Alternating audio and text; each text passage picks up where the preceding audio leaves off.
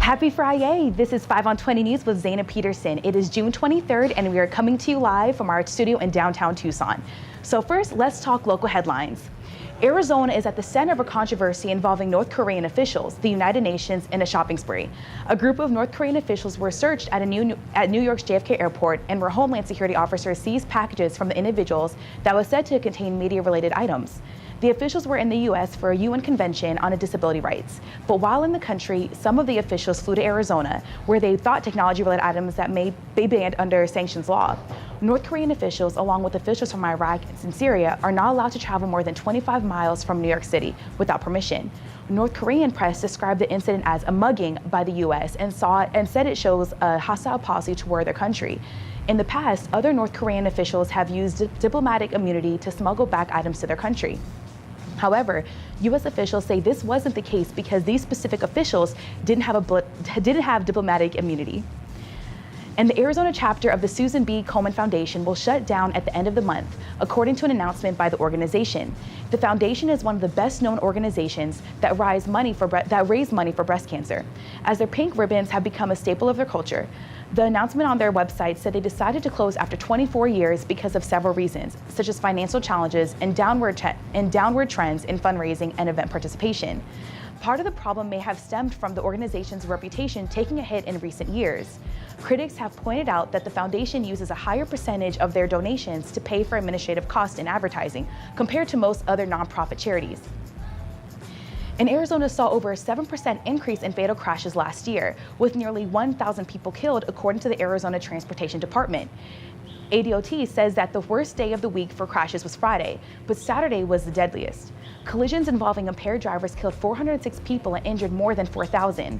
However, the number of alcohol-related crashes decreased slightly, but the decrease in drunk driving was more replaced by drivers under the influence of prescription medication and illegal drugs.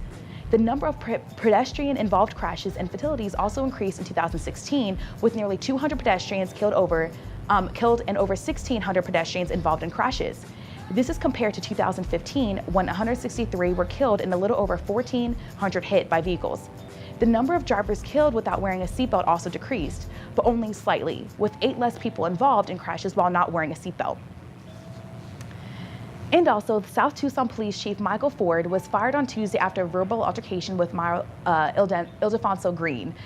The argument stemmed from accusations by Green that the police chief was a source for a series of negative articles about the mayor. Green lashed out at the media during a city council meeting last Monday, complaining about the negative articles, which involved cuts to the police and fire departments. Despite the articles, Green says that eliminating the departments was never seriously considered. As Green spoke about the meeting, Ford began shaking his head and then was called on by the mayor. Ford responded that the news stories came from public discussions, not leaks. The argument went on for several minutes before Ford left the room. 2 weeks ago, City Mayor Sisto Molina said that the city's budget crisis was fixed through a combination of cuts in staffing, especially in the fire and police departments. However, Molina said that if there were no additional sources of revenue, then the 1 square mile city of Tucson would have to declare bankruptcy. And do you like chicken? Do you like space? Well, good news, KFC is yet again giving the people what they crave. In a remote site 40 miles out of Tucson, Worldview, a high-altitude balloon company is teaming up with fried chicken artist KFC to launch a sandwich 100,000 feet into the air. This is no gimmick. The fried chicken giant needs no help selling its tasty creations, but this is an important step for Worldview Enterprises, who hope to eventually have balloons that stay up in the air for months to a year. This weekend's test is planned for a 4-day flight, which will mark the balloon's longest to date. Worldview eventually wants to send paying customers up in these high-altitude balloons, and tickets are already available for more than $75,000 and includes Wi-Fi, a bar, and a bathroom. Geez. Yet another way to pollute remote parts of our planet. KFC also plans to stream the event via Twitter. And now with national and international news. After weeks of secret backdoor discussion, Republicans released their replacement bill for the Affordable Care Act and were met with a pretty lackluster response. The bill ended up being quite similar to the House version, which was passed last month. It contains deep cuts to Medicaid by capping federal payments and repeals billions of dollars in taxes that were used to raise money for Obamacare's Medicaid expansion. Funding for Medicare expansion was provided to care for 11 million Americans, will be phased out over 4 starting in 2020. It also lowers the amount of tax credits that Americans can use to buy private coverage, a signature part of the ACA. Like the House bill, the Senate's legislation would eliminate the individual mandate, which requires Americans to purchase health insurance or be subject to a tax penalty. 4 Republican senators already oppose the bill, which could sink its chances because Republicans hold only a 2-seat majority. Senators Rand Paul, Mike Lee, Ted Cruz, and Ron Johnson all said that they are not ready to vote for the bill in a joint statement because it didn't cut health care costs enough. Conservatives in the Senate are trying to pressure Senate Majority Leader Mitch McConnell to revise the legislation to fit the demands. But the conservatives aren't the only ones bashing the bill. Larry Levitt, a healthcare expert at the Kaiser Family Foundation, said that low-income people would pay higher deductibles, while Democrats say that the tax changes amount to a huge tax cut for the rich. After all this time negotiating behind closed doors, it might seem confusing that the Republicans ended up delivering a bill that's almost identical to its House counterpart. However, it was revealed that instead of discussing the healthcare bill, Republicans mostly spent their time binge-watching Last Man Standing and swallowing fistfuls of opioids. So the House passed a bill yesterday that would speed up permitting decisions for dams, reservoirs, and other water storage projects. GOP supporters of the bill said that the legislation could help out drought-stricken areas by eliminating government obstacles by overhauling the federal permitting process. But Democrats said that the legislation was a fake infrastructure that's really designed to weaken government oversight. The bill would direct new requests for the projects to the Bureau of Reclamation, which would then coordinate with other agencies and allow some regulators to drop out. The bill's supporters say that this would reduce the long wait times that currently affect new infrastructure projects. However, Democrats said that the U.S. has barely begun on building long-term infrastructure to capture water, and that the House should focus on funding new infrastructure projects instead of focusing on deregulation. A former senior official at the UN High Commissioner for Refugees released a new paper that claims that the word humanitarian aid system is broken. Paul Spiegel writes that 65 million people around the world were forced from their homes because of violence and war, and that the current aid system is not set up to address these complex types of conflict. He said that the system was created at a time when conflicts were shorter and had a definitive end. The aim was to bring money and care to the people who had immediate needs. However, he says that wars often last much longer or even indefinitely, and refugees are no longer temporary as they once were. In an interview with NPR, Spiegel called the current system a, quote, band-aid approach. He used Syria as an example of a situation where there are millions of people who need help inside the country, but also millions who are displaced around the world with little or no access to aid.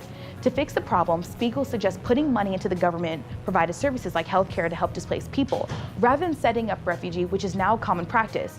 He points to the example Iran, who has taken in over 1 million refugees from Afghanistan.